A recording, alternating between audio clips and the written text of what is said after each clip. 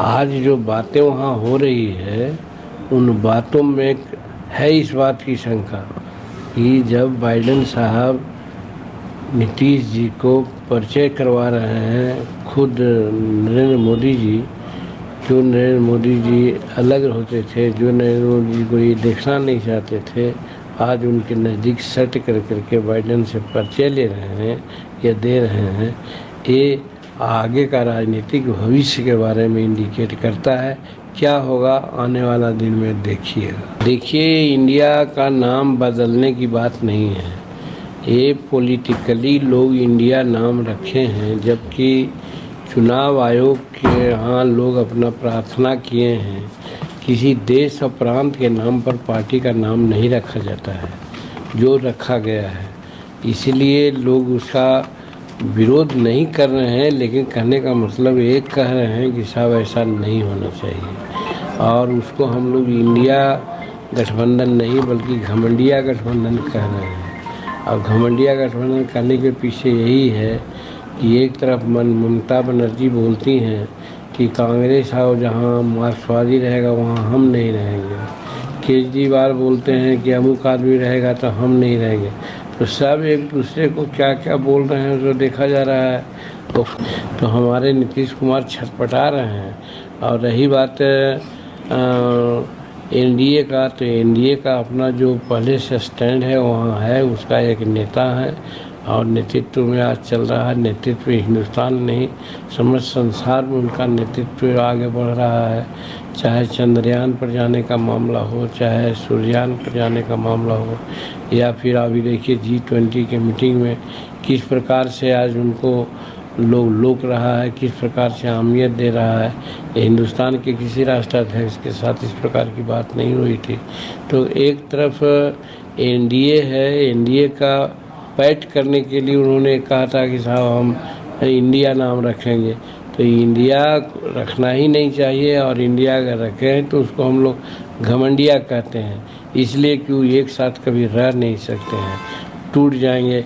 और टूटने का आसार तो आप देख ही रहे हैं। फिर आज जो वहाँ घटनाक्रम दिल्ली में हो रही है, आप उसको कल देखिएगा कि क्या और बातें होती हैं। इसलिए ऐसे भी कानूनन उनको इंडिया नाम नहीं रखना चाहिए, देश के नाम पर है। और बस यही कहना चाहिए। एक सवाल है सर, जिस तरीके से नाम की बात कर रहे हैं, पर कई राज्यों में उपचुनाव हुए हैं, उसमें 4 सीट विपक्ष को मिला है और 3 सीट बीजेपी को मिला। इसको लेकर विपक्ष के लोग खुश हैं, बोल रहे हैं कि बीजेपी और एनडीए के लोग अब पिछड़ रहे हैं, हम लोग एकजुट हुए। देखिए, हम लोग दोनों 44 साल से लड़ाई देख रहे हैं। उपचुनाव का सवाल होता है, उपचुनाव कोई मानदंड नहीं होता है। उपचुनाव में कभी सत्ता पक्ष के लोग सब जीत जाते हैं, कभी विपक्ष के लोग ही जीत जाते हैं। तो जनरल चुनाव में बात मानी जाएगी कि किसकी हार होगी, किसकी जीत होगी। लेकिन अभी जो उपचुनाव हुए हैं उसमें भी आप कहिए हैं खुद 3 सीट कोई मामूली है क्या? 3 सीट जीत के लाए हैं तो ये कोई कम है क्या? एक तरफ सब लोग हैं और गलत सिद्धांतों पर चल करके भरमा करके लोगों को कर रहे हैं। लेकिन ये भ्रम बहुत दूर तक नहीं रहेगा।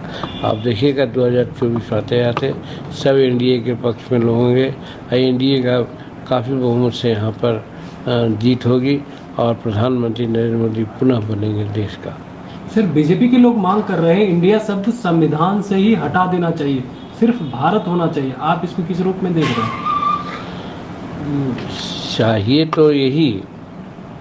तो यही भारत का संविधान है, इंडिया का संविधान नहीं लिखा जाता है। हम भारत के संविधान के प्रति वफादार हैं, ये होता है। भारत माता की जय बोली जाती है, ये नहीं होता कि इंडिया की जय बोली जाती है। तो ये सब एक अंग्रेजियत है। अंग्रेजियत जो आज हम पर छाया हुआ है, उसके छाया को हम लोगों को दूर करना चाहिए। ये कब तक हम लोग परतंत्रता की बेड़ी में पड़े रहेंगे? इसलिए इंडिया शब्द भी एक तरह से हमारा परतंत्रता का ये है और इस चीज़ को हम लोगों को अवॉइड करना चाहिए और इंडिया की जगह पर हम लोग को भारत ही रखना चाहिए सर।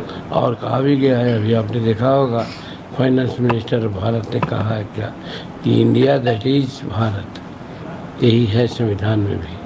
तो फिर भारत है ही है, तो फिर दूसरा नाम लेने की क्या ज़रूरत है? सर विपक्ष के लोग जो इंडिया बनाया है उसमें सीट शेयरिंग को लेकर बात हो रहा है, क्या एनडीए के अंदर भी सीट शेयरिंग की बात चल रही है? आप लोग कितनी सीटों पर चुनाव देखिए, ये बड़े लोगों की बात है। हम एक एनडीए का छोटा पार्टनर हैं और हम बड़बोल नहीं हैं, अखबार में छाए नहीं रहना चाहते हैं। हम रियलिस्टिक आदमी हैं। जब वार्ता होगी तो हम अपनी बात रखेंगे। क्या डिसीजन होगा वो हमारे एनडीए के लोग डिसाइड करेंगे। अभी उस पर कोई वार्ता नहीं हुई है। अभी G20 में लोग लगे हुए हैं।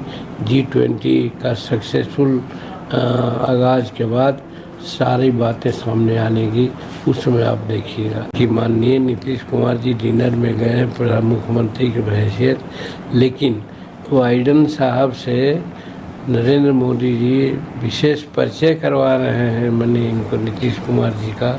ये आगे की कुछ बात इंडिकेट करती है, जो सामने आएगा उसके बारे में हम अभी कुछ नहीं कर सकते हैं।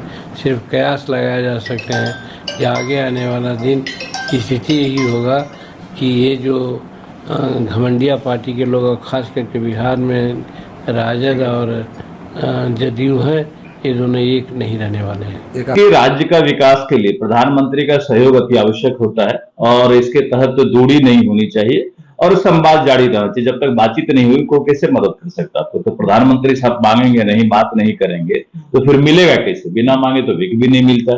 तो राज्य के विकास के लिए तो बात करना पड़ेगा, जाना पड़ेगा, मिलना पड़ेगा, मांगना पड़ेगा और छूत राज्य के विकास के लिए भी बात करके आए, कुछ लेकर के आए, ये हम लोग चाहते हैं। जहां तक आने जाने का सवाल है पार्टी में, तो ये तो काफी अलग बात हो गई। जितनी दूरियां पार्टी में बढ़ी हुई है, मुझे नहीं लगता है कि आने की आवश्यकता है।